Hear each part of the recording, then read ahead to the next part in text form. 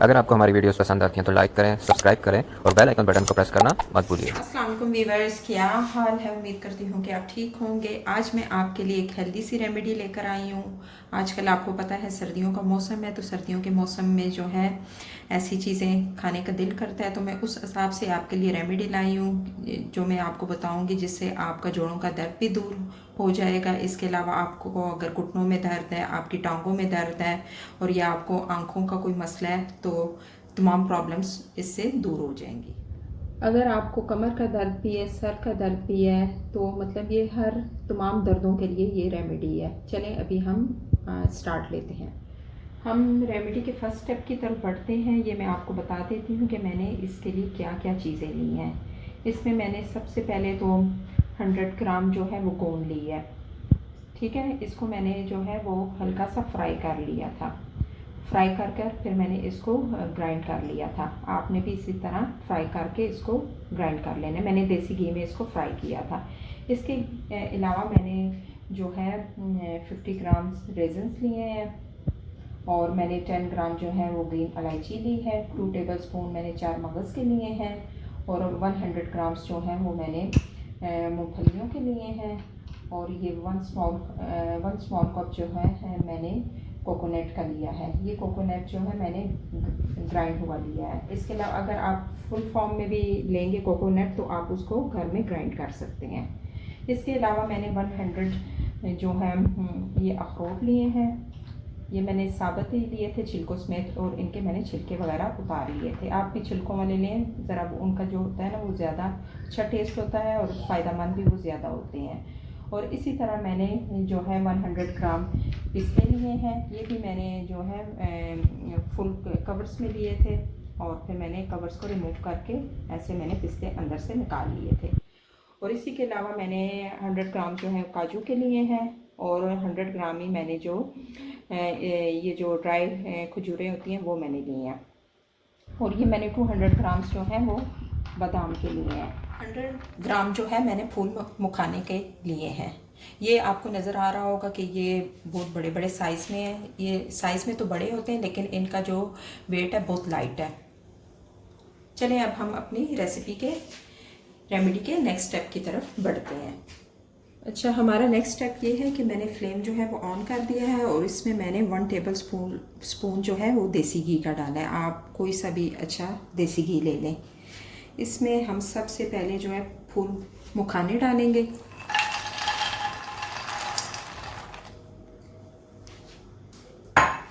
इसको हमने हल्का सा फ्राई कर लेना है और आपने जो फ्लेम है उनको लो पर रखना है। अगर आप हाई पे रखेंगे तो इनका जलने का खतरा है।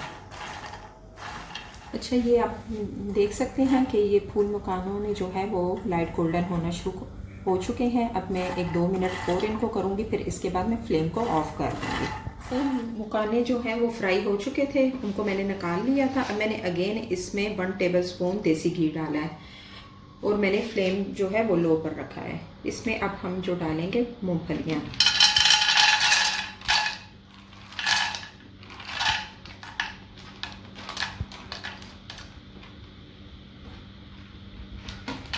मूँगफलियाँ डालकर मैं इसको 1 मिनट के लिए फ्राई करूँगी। देसी घी में हम इसलिए कर रहे हैं फ्राई, एक तो ये हमारा है जो हमारी रेमेडी है वो भी हेल्दी बन जाएगी और इसके अलावा जो टेस्ट है वो भी ज़बरदस्त आएगा। मूँगफलियाँ जो है वो फ्राई हो चुकी हैं। अब मैं इसमें 4 मगज़ डालूँगी।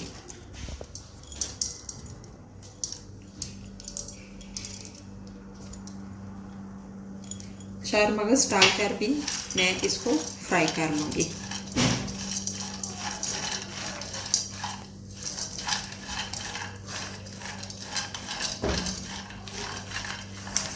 चार मगज़ को भी मैंने 1 मिनट के लिए फ्राई कर लिया है। अब मैं बाकी की चीज़ें भी डाल लेती हूँ। इसमें काजू जाएंगे, अखरोट जाएंगे, साथ ही मैं इसमें बादाम डालूँगी।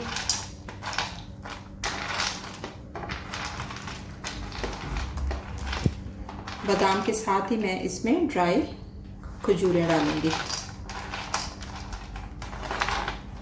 साथ ही फिर मैं इसमें पिस्ता भी डाल दूँगी।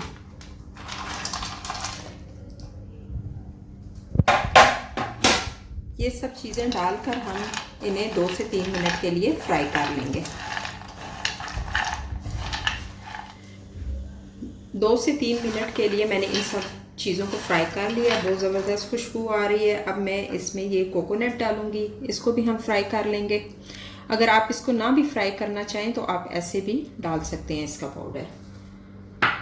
और साथ ही मैं इसमें ये मेवा भी डालूँगी। इलायचियाँ जो हैं वो मैं इसमें नहीं डालूँगी, उनको मैं फ्राई नहीं करूँगी, उसको हम ऐसे ही ग्राइंड करके बीच में मिक्स कर लेंगे। ये सब चीज़ें डालकर अच्छे से मिक्स कर लेंगे और 1-2 मिनट के लिए हम इनको फ्राई कर लेंगे। ये सब चीज़ें जो हैं ड्राई फ्रूट अच्छे से फ्राई हो चुके हैं। अब हम इसमें फूल मखाने भी डाल देंगे और साथ ही हम इसमें गोंद भी डाल देंगे, जिसको चीड़ भी कहते हैं। ये सब चीज़ें डालकर हम अच्छे से मिक्स कर लेंगे।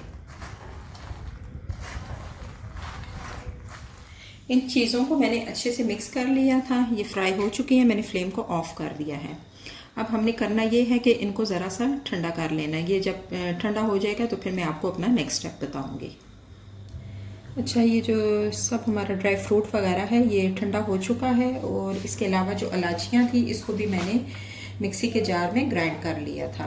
अब हमने ये करना है कि हम इन तमाम ड्राई फ्रूट को ग्राइंड कर लेंगे। अच्छा, आपने थोड़ा थोड़ा करके ग्राइंड करना है। मैंने भी इसमें थोड़ा सा डाला है। अभी हम इसको ग्राइंड कर लेते हैं।